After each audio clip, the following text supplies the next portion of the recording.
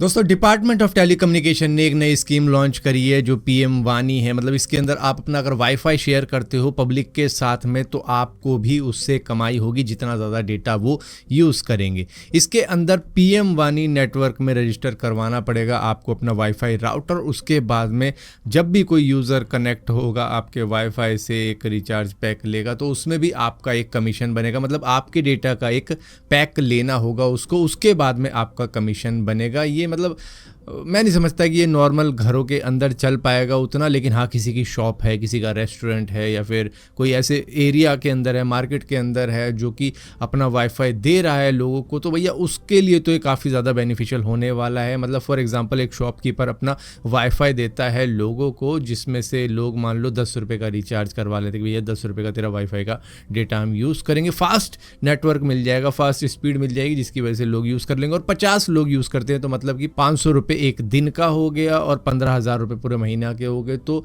ये बेसिकली उन लोगों के लिए है जो कि कोई शॉप रन करते हैं, कोई रेस्टोरेंट रन करते हैं या फिर किसी ऐसी जगह पर बैठे हुए जहाँ पे काफ़ी ज़्यादा पब्लिक है और वो यूज़ करना चाहती है वाईफाई। तो भैया उस चीज़ में तो काफ़ी ज़्यादा फ़ायदा हो जाएगा उस शॉपकीपर का। या फिर उस जगह पर बैठा है कोई बंदा जहाँ पर नेटवर्क ही नहीं आता है, तो वहाँ पर अगर उसका वाईफाई आ रहा है तो वो उस वाईफाई को सेल करेगा तो उसका काफ़ी ज़्यादा प्रॉफिट हो सकता है महीने का। दोस्तों, जोमेटो ने अब कमाने का एक और जरिया निकाल लिया है। मतलब आपके ऊपर प्लेटफॉर्म फ़ी, हैंडलिंग फ़ी, तरह तरह की फ़ी लगाने के बाद में अब इन्होंने एक और तरीका निकाला है कि जो लाल बैग होता था जोमेटो के डिलीवरी बॉय के पास में, अब उसको एडवर्टाइजमेंट के तौर पे यूज़ किया जा रहा है। दरअसल उसके ऊपर पायलट ऐड कैंपेन चलाया जा रहा है। यहाँ पर बड़े बड़े जो बिल बोर्ड होते हैं वहाँ पे एड्स चलती थी, अब जोमेटो इस पे भी ऐड चला रहा है, जहाँ पर कार24 की ऐड फिलहाल के लिए इन्होंने लगा रखी है अपने बॉक्स के ऊपर। शायद उनके साथ में कोलैबोरेशन हुआ होगा या ऐड की कोई डील हुई होगी जिसकी वजह से ये ऐड दिखाई जा रही है। और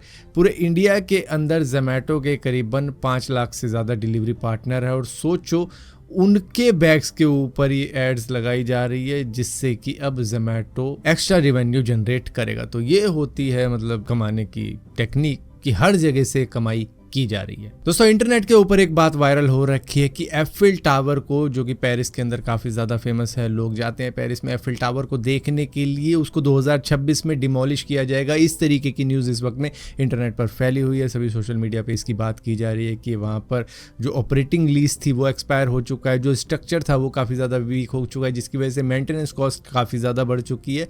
तो एफिल टावर को अब डिमोलिश किया जाएगा, जिसके बाद में एफिल टावर को संभालने वाली अथॉरिटी ने खुद बताया, जो मैनेज कर रही है सारा काम, कि ऐसी कोई भी स्टेटमेंट जारी नहीं की गई है ऑफिशियली। ये पता नहीं किसकी साजिश रही है, किसने क्लेम किया, उसके बाद में आग की लपटों की तरह फैल गई है हर जगह पर। तो अभी एफिल टावर टेम्परेली बंद किया हुआ है। उसका रीज़न ये है कि फ्रांस के अंदर स्ट्राइक चल रही है जिसकी वजह से यहाँ पर किसी को भी एफिल टावर के पास में जाने नहीं दिया जा रहा है, जिसको लोगों ने गलत वे में ले लिया है कि एफिल टावर वीक हो गया है, ये हो गया, वो हो गया, जिसकी वजह से इसको डिमोलिश किया जाएगा। तो ये न्यूज़ बिल्कुल ही फेक है।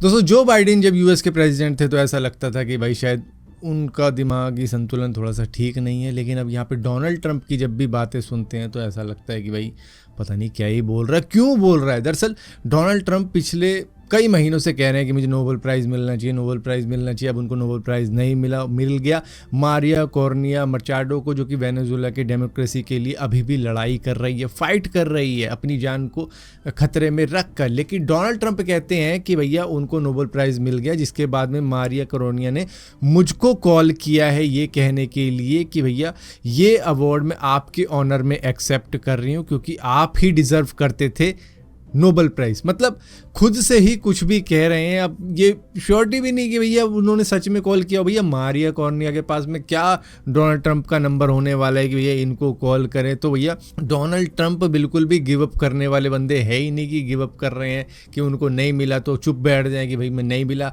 मतलब हार को भी जीत में बदलने के लिए इन्होंने एक प्रवचन दे दिया है कि भैया उन्होंने मुझे कॉल करके क्या है कि ये मैं डिज़र्व करता था, लेकिन फिर भी वो मेरे ऑनर में इस अवार्ड को एक्सेप्ट कर रही है। So, the person who actually got the Nobel Prize called me and said, I'm accepting this in honor of you because you really deserved it. That a very nice thing to do. I didn't say then give it to me though. I think she might have. She was very nice. and I've been helping her along the way. They need a lot of help in Venezuela. It's a basic disaster. So, and you could also say it was given out for 24, and I was running for office in 24. All of the transactions that we did in terms of closing. But there are those that say we did so much that they should have done it. But I don't take. I'm happy because I saved millions of lives. अब तो सच बोल दोस्तों, Donald Trump ने एक और bomb गिर दिया है चाइना के ऊपर। ना सिर्फ चाइना के ऊपर, उसने पूरी दुनिया के ऊपर ये बॉम्ब गिरा है। दरअसल उन्होंने कहा है कि 1 नवंबर 2025 से चाइना के ऊपर वो इंपोर्ट ड्यूटी बढ़ाकर 100% करने वाले हैं। मतलब कि चाइना से जो भी चीज़ें आएंगी उस पर अब 100% का टैरिफ लगाया जाएगा। वो दुगनी महंगी हो जाएंगी। अभी जो एग्जिस्टिंग टैरिफ लग रहा है उसके ऊपर ये एडिशनल टैरिफ है जो कि चाइना के ऊपर लगाया गया है। कहा यह जा रहा है कि चाइना ने जो रेयर अर्थ मेटल रोक रखे हैं उसकी रिस्ट्रिक्शन की वजह से यहाँ पर बदला लेने के लिए डोनाल्ड ट्रंप ने चाल चली है और 1 नवंबर से उन्होंने 100% का टैरिफ लगा दिया है, जिसकी वजह से यूएस स्टॉक मार्केट एकदम से सडन कोलैप्स कर गई। क्रिप्टो मार्केट के अंदर भी आपने काफ़ी ज़्यादा उथल पुथल देखी होगी, काफ़ी ज़्यादा नुकसान हुआ है लोगों का। इसी के साथ साथ डोनाल्ड ट्रंप ये भी कह रहे हैं कि यूएस के क्रिटिकल सॉफ्टवेयर्स हैं उसके एक्सपोर्ट पे भी अब रोक लगाई जाएगी, जिस तरीके से चाइना रोक लगा रहा है रेयर अर्थ मेटल पे। दोस्तों, गाज़ा से ये कुछ विजुअल सामने निकल कर आ रहे हैं। दरअसल आज दोपहर में सीज़ फायर हो चुका है, जिसके बाद में फ़िलिस्तीन के लोग अब नंगे पांव अपने घरों की तरफ बढ़ रहे हैं, जो कुछ भी बचा हुआ सामान है उनका उसको कलेक्ट करने के लिए वहाँ पर घर, बिल्डिंग, रोड सभी कुछ डैमेज हो रखा है। जहाँ पर जैसे ही सीज़ फायर हुआ था तो लोग पहुँच गए थे अपने घरों की तरफ वहाँ से बचा कुचा सामान लेने के लिए। यहाँ पर इजराइल की ट्रूप्स को भी ये कहा गया है कि 24 घंटों के अंदर आपको अलग अलग इलाकों से बाहर निकलना होगा। हालांकि गाज़ा पर अभी भी कई जगहों पर कंट्रोल इजराइल की मिलिट्री का ही है और यहाँ पर 72 घंटे का कुछ टाइम है जहाँ पर हमास को भी इजराइल के हॉस्टेजेस को छोड़ना होगा। और यहाँ पर इजराइल ने एक वादा और किया है कि वो जब तक हमास को पूरी तरीके से डिसआर्म नहीं कर देता वो गाज़ा की सिक्योरिटी ऑपरेशन करता रहेगा, वो गाज़ा के अंदर रहेगा। और यहाँ पर अब सीज़ फायर के बाद में Israel food, fuel, medicine aid वगैरह ये सब भेजने का भी प्लान बना रहा है वहाँ पर। लेकिन सवाल ये है कि यहाँ पर जो भी डैमेज हुआ है अब उसको रीबिल्ड कैसे किया जाएगा, गाज़ा का फ्यूचर प्लान क्या है।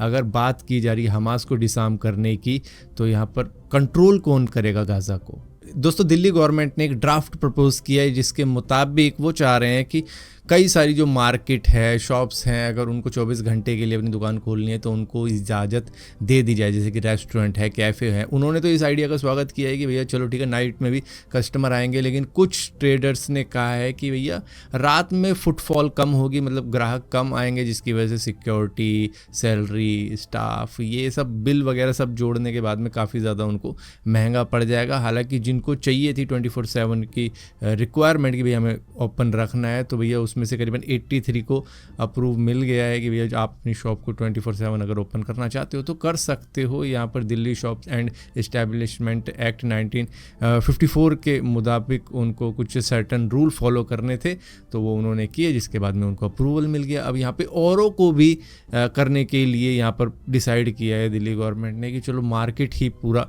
24/7 ओपन करने का कुछ करते हैं तय।